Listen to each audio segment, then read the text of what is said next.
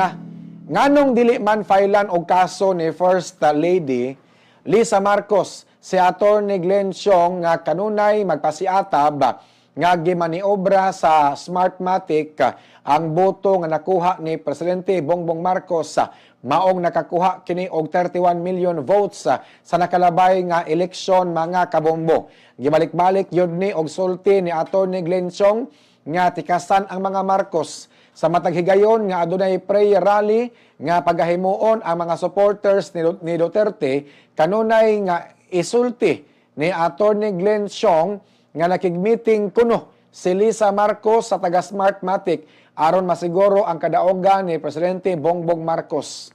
Matod pa ni Attorney Glenn Siong nga friend silang duha ni Lisa Marcos sa una og daghan siya og nahibaw-an na mahitungod sa mga galawan ni Lisa Marcos sa nakalabay nga eleksyon.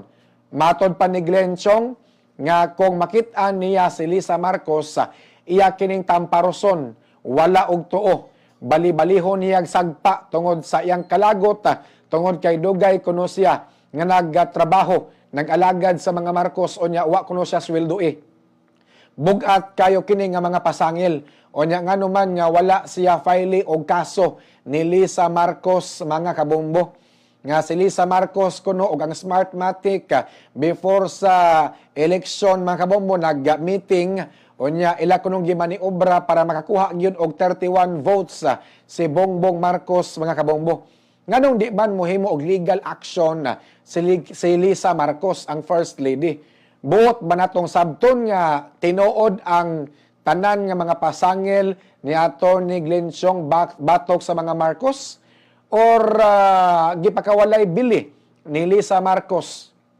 O gipagamay lang ni Lisa Marcos ang pasangil ni Glenn Siong mga kabombo? Dapat mo react si Lisa Marcos ani para makita ang katag kung gasulti ba sa tinuod si Attorney Glenn Siong mga kabombo nga gimaniobra sa Smartmatic maong nakakuha og 31 million votes si Presidente Bongbong Marcos sa nakalabayng eleksyon.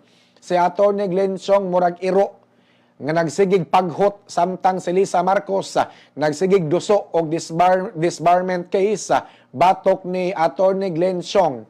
Imbis tubagon ni Lisa Marcos ang mga isyu nga bugat kaayo, iya naman noon nga ipadisbar si Attorney Glenn Siong. Iya nga itong filean og kaso para makita ang katag mga kabombo. Unya,